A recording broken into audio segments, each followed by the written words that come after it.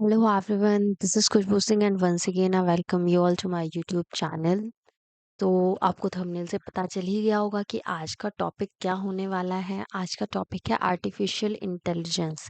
जी हाँ, हम बात करेंगे एआई के बारे में, जिसके बारे में हम नॉर्मली यूजुअली बात करते हैं रोज़ किसी न किसी से। लेकिन अगर कोई हमसे पूछे कि आप आर्टिफिशियल इंटेलिजेंस के बारे में क्या जानते हैं, तो शायद आपके लिए उस चीज़ को डिस्क्राइब करना थोड़ा-सा मुश्किल होगा। लेकिन इस वीडियो को देखने के बाद आप किसी के भी पूछने पर बहुत ही अच्छे से एक्सप्लेन कर पाएँगे। तो वीडियो में लास्ट तक बने रहिएगा और देखिएगा पूरी वीडियो, क्योंकि उसमें हम आर्टिफिशियल इंटेलिजेंस के पूरे कॉन्सेप्ट और उसके टाइप्स को डिस्कस करने वाले हैं। अगर आप वीडियो पे फर्स्ट टाइम आए हैं तो प्लीज़ चैनल को सब्सक्राइब कीजिए और वीडियो को लाइक ज़रूर कीजिएगा अगर आपको वीडियो पसंद आए तो। चलिए स्टार्ट करते हैं। तो बात करने वाले हैं आर्टिफिशियल इंटेलिजेंस के बारे में। आर्टिफिशियल इंटेलिजेंस एक्चुअल में होती क्या है? तो अगर हम आर्टिफिशियल इंटेलिजेंस की बात कर रहे हैं, तो आर्टिफिशियल इंटेलिजेंस का सबसे सिंपल लैंग्वेज में मीनिंग है जब हम किसी भी मशीन को एक ऐसी इस तरीके से प्रोग्राम करें कि वो ह्यूमन बींग्स की तरह सोचे और चीज़ों को एटमॉस्फेयर से उसी तरीके से लर्न करे जैसे कि ह्यूमन बींग्स करते हैं। इस तरीके से मशीन्स को प्रोग्राम किया जाता है। लाइक हम देखते हैं अपने आसपास जो भी हमारी चीज़ें होती हैं, वो सब चीज़ें देखते हैं, कैप्चर करते हैं, वो हमारे माइंड में सेट होती है और हम उनसे सीखते हैं, डे बाय डे अपने आप को इम्प्रूव करते हैं। तो आर्टिफिशियल इंटेलिजेंस के थ्रू मशीन्स को इसी तरीके से ट्रेन किया जाता है जिसके जिसके थ्रू वो मशीन्स भी ह्यूमन बींग्स की तरह एक्वायर करती हैं नॉलेज को और उस नॉलेज के अकॉर्डिंगली फ्यूचर में रिएक्ट करती हैं। AI encompasses a wide range of technologies and techniques that enable computers and machines to perform tasks that typically require human intelligence.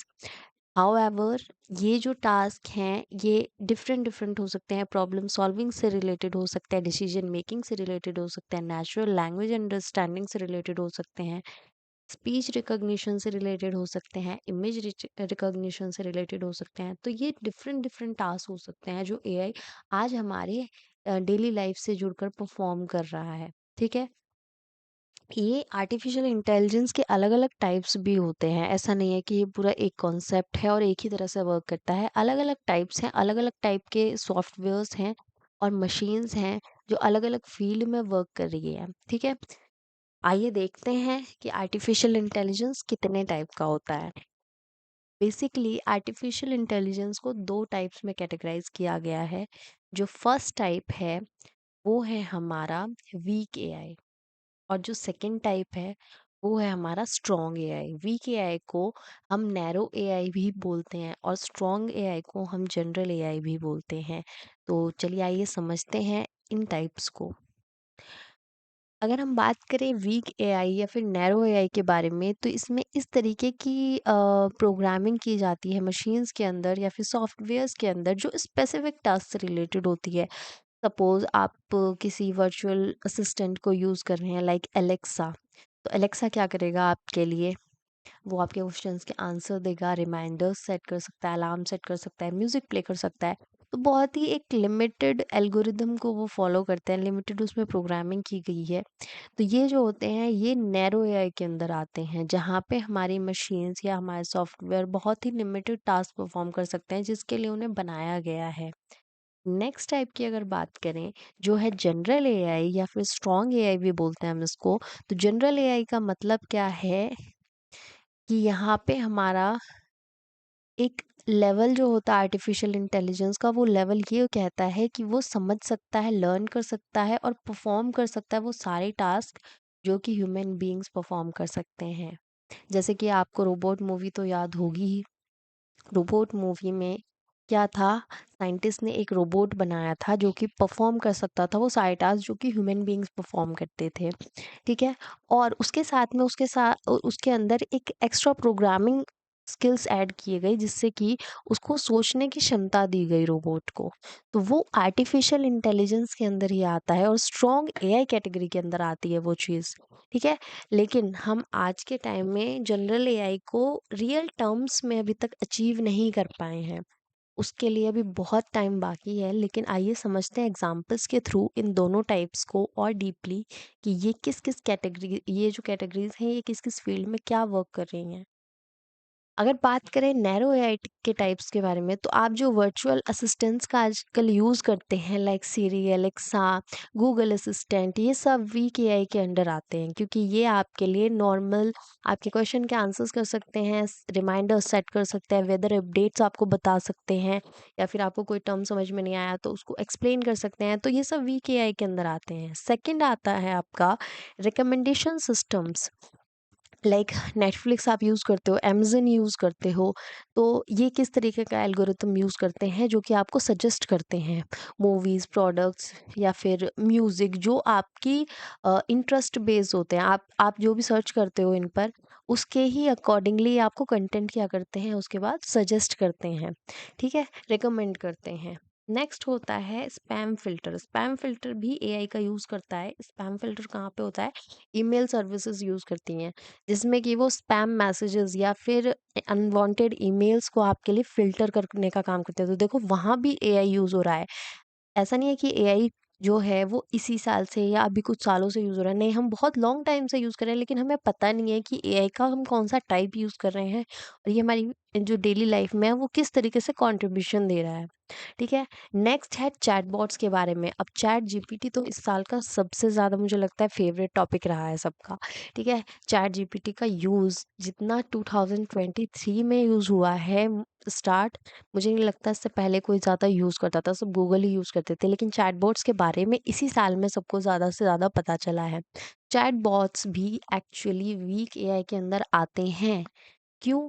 क्योंकि ये बहुत ही लिमिटेड काम कर सकते हैं आपके लिए, बहुत ही लिमिटेड रिस्पॉन्सेज दे सकते हैं। हाउएवर अब जो चैट जो बॉट्स डिज़ाइन किए जा रहे हैं वो अलग-अलग भी डिज़ाइन किए जा रहे हैं, लाइक चैटजीपीटी सिर्फ आपको टेक्सचुअल रिस्पॉन्स दे सकता है, लेकिन इसके अलावा बहुत सारे ऐसे चैटबॉट्स डिज़ाइन किए जा चुके हैं जो आपके लिए प्रेजेंटेशंस भी बना सकते हैं, आपके लिए इमेजेस बना सकते हैं। वो इमेजेस आप उन इमेजेस को साउंड दोगे तो वो इमेजेस के साथ लिप सिंक भी कर सकते हैं। तो वो सारी फंक्शंस परफॉर्म कर सकते हैं जो आप उनको देते हो, कमांड देते हो, ठीक है? नेक्स्ट टाइप जो है वो है लैंग्वेज ट्रांसलेशन। लैंग्वेज ट्रांसलेशन का मतलब क्या है कि अगर आप गूगल ट्रांसलेटर का यूज़ करते हो तो आपको पता ही होगा कि आप कोई भी एक टर्म डालते हो एक लैंग्वेज में तो वो किसी भी अनदर लैंग्वेज में ट्रांसलेट हो जाता है। तो ये भी हमारा नैरो एआई का ही एक टाइप होता है। नेक्स्ट है image recognition. Applications can identify and tag objects in images such as Facebook automatically photo tagging करता है, फोटो टैगिंग फीचर करता है। तो वो जो फोटो टैगिंग फीचर है वो इमेज रिकॉग्निशन एआई का यूज़ करता है। ऑटोनोमस व्हीकल्स, है ना, सेल्फ ड्राइविंग कार्स आ रही हैं आजकल, होती है ना, ऑटो पायलट पे भी हम प्लेन्स को आपने देखा होगा टीवी में या फिर मूवीज़ में कि प्लेन को ऑटो पायलट पे डाल दिया जाता है। सेल्फ ड्राइविंग कार्स मार्केट में आ गई हैं, है ना? तो वहाँ पे एआई का यूज़ होता है। नेक्स्ट है speech recognition. Speech recognition systems like employed in voice dictation software and customer service call centres, यहाँ पे हमारा स्पीच रिकॉग्निशन सिस्टम्स का यूज़ होता है। जहाँ पे हमारे आप सुनते हो ना फ़ोन पे कभी कभी बिजी होता है तो क्या आती है, रोबोटिक एक साउंड आती है। तो there it is used, call centres में यूज़ किया जाता है, कस्टमर सर्विस सेंटर्स पे यूज़ किया जाता है स्पीच रिकॉग्निशन सिस्टम्स का। Fraud detection AI, financial institutions use AI to detect unusual patterns और anomalies in transactions and identify potential fraudulent activities. Medical diagnosis में भी इसके अलावा हम एआई का यूज़ करते हैं। AI is used in medical imaging for tasks such as identifying tumors in X-rays और MRIs। मतलब एआई का कहाँ यूज़ हो रहा है, जहाँ पे हम किसी पर्सन का डायग्नोसिस कर रहे हैं, एनालाइज कर रहे हैं उसकी बॉडी को, उसके एक्सरे में ट्यूमर्स डिटेक्ट होते हैं, एमआरआईज में पता चलता है क्या प्रॉब्लम है। तो ये सब हमारा एआई के थ्रू होता है। लेकिन अभी हमारा एआई इतना ज़्यादा एडवांस नहीं हुआ है कि वो पूरी उसकी मेडिकल हिस्ट्री खोल कर रख दे किसी भी पर्सन की। नहीं, अभी जो करंट स्टेज पे उसको प्रॉब्लम है उसी को बता सकते हैं। Predictive text and auto correct, smartphones and word processor में भी ये चीज़ यूज़ हो रही है कि हमारा टेक्स्ट सजेशंस आ जाते हैं और ऑटो करेक्ट फीचर्स का यूज़ कर रहे हैं हम। जहाँ टाइप करते हैं तो वो अपने आप से करेक्ट होता है, तो वो भी एआई एक एआई है। इसके अलावा गेमिंग में, ठीक है, AI is used to create non-player characters and opponents in video games, making them respond intelligently to a player's action. तो गेमिंग में भी हम एआई का यूज करते हैं। ठीक है, अब नेक्स्ट जो है, ये तो था हमारा वीक एआई। नेक्स्ट जो हमारा टाइप है वो है जनरल एआई। जनरल एआई एक बहुत ही वाइड कॉन्सेप्ट है, और जैसे कि मैंने आपको बताया कि जब आप मशीन्स को एक ऐसी कैपेबिलिटी देते हो या इंटेलिजेंस देते हो, अंडरस्टैंडिंग पावर दे देते हो, जिससे कि वो ह्यूमन बीइंग की तरह एक्ट करती हैं, तो वो जो है जनरल एआई के अंडर आ जाता है। तो आइए देखते हैं किस किस टाइप के जनरल एआई हम यूज़ करेंगे फ्यूचर में या फिर अभी भी यूज़ कर रहे हैं। तो फर्स्ट है medical diagnosis and treatment. General AI could analyze a patient's entire medical history, research the latest medical literature, and provide accurate diagnosis and treatment recommendations. जब हम जनरल एआई का यूज़ मेडिकल फील्ड में करेंगे तो वो patient की current stage से लेकर मेडिकल हिस्ट्री पूरी खोल कर रख दे और उसके लिए रेकमेंड करे क्या उसको ट्रीटमेंट मिलना चाहिए for complex and rare diseases. ठीक है, तो वो होगा हमारा जनरल एआई मेडिकल कंडीशंस में यूज़। साइंटिफिक रिसर्च में भी हम एआई का यूज़ करते हैं। इसके अलावा क्रिएटिव एंडेवर्स में, लाइक हमारा जो जनरल एआई है वो कंपोज करे म्यूजिक, नॉवेल्स लिखे, ठीक है, कुछ हमारे लिए आर्ट से रिलेटेड वर्क करे, क्रिएटिव राइटिंग करे। मगर अभी क्या होता है, अभी अगर हम सपोज चैट जीपीटी से बोलते हैं कुछ लिखने के लिए, वो देगा लिख कर आपको, ठीक है, वो कोई भी टास्क परफॉर्म करेगा, लेकिन उसमें क्या होंगे, इमोशंस नहीं होंगे। ठीक है, क्योंकि आफ्टर ऑल क्या है, ये एक सॉफ्टवेयर है, डिजाइंड है, तो ह्यूमन इमोशंस को लैक करते हैं ये सारी चीज़ें। एजुकेशन में भी हमारे जनरल एआई का यूज़ क्या हो सकता है कि जो हमारे टीचर्स हैं वो एआई टीचर्स क्या प्रोवाइड करें, स्टूडेंट्स के अकॉर्डिंग, उनकी नीड के अकॉर्डिंग उनको कंटेंट प्रोवाइड करें। अभी क्या होता है, हम एक ही तरह का कंटेंट पढ़ाते हैं सभी बच्चों को, उसके बाद हम पर्सनलाइज कर सकते हैं चीज़ों को कि जिस स्टूडेंट की कैपेबिलिटीज़ हाई हैं उनको किस तरीके से हैंडल करना है, जो थोड़े वीक स्टूडेंट है उनको किस तरीके से हेल्प करना है।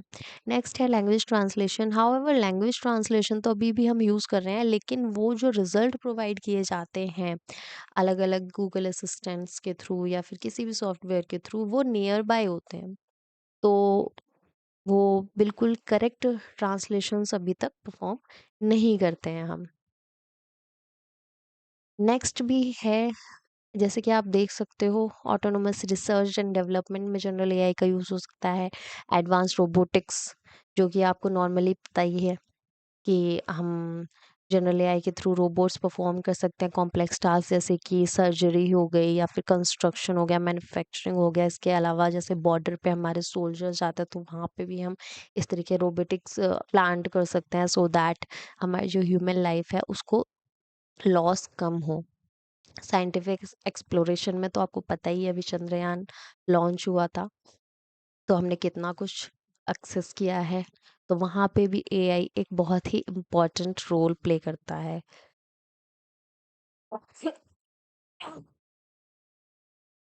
Next is ethical decision making अभी एआई,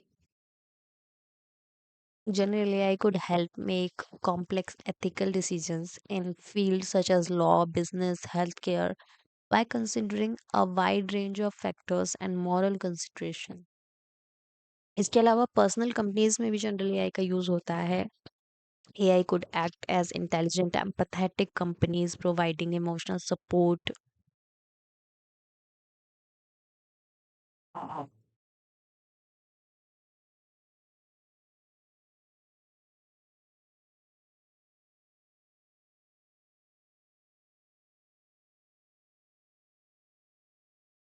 Sorry. तो इसके अलावा पर्सनल कंपनीज में भी यूज हो सकता है जनरल एआई का। जनरल एआई एक्ट कर सकता है कि इंटेलिजेंट और एम्पैथेटिक कंपेनियन की तरह, इमोशनल सपोर्ट प्रोवाइड कर सकता है, पीपल को इंगेज करता है पीपल से। तो ये सारे थे हमारे जनरल एआई के टाइप्स। अब इन सारे टाइप्स को पढ़ने के बाद भी आपको ये समझने की ज़रूरत है कि जो एक्चुअल में जनरल एआई है वो हमने अभी तक अचीव नहीं किया है, क्योंकि जनरल एआई बहुत ही कॉम्प्लेक्स और लॉन्ग टर्म चैलेंज है और बहुत ही इम्पोर्टेंट है कि हम सब इसके लिए टेक्निकल फील्ड से जुड़ें, टेक्नोलॉजी से जुड़ें, सो दैट हम बहुत जल्दी ये सारी चीज़ें अचीव कर पाएँगे।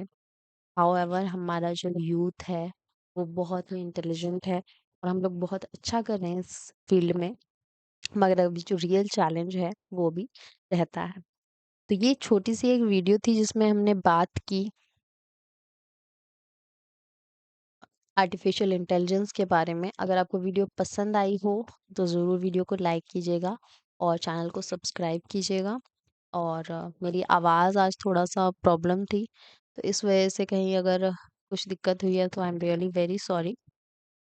थ्रोट इन्फेक्शन की वजह से मैं रेगुलरली नहीं बोल पा रही थी। सो अगर आप चैनल पर फर्स्ट टाइम आए हैं तो चैनल को सब्सक्राइब ज़रूर कीजिए और वीडियो को लाइक ज़रूर कीजिएगा, अपने फ्रेंड्स तक शेयर ज़रूर कीजिएगा सो दैट उनको भी एआई से रिलेटेड ये छोटी-सी नॉलेजेबल वीडियो मिल पाए। और ऐसी ही और वीडियो चाहिए तो बने रहिए चैनल पर, कीप वॉचिंग। Thank you.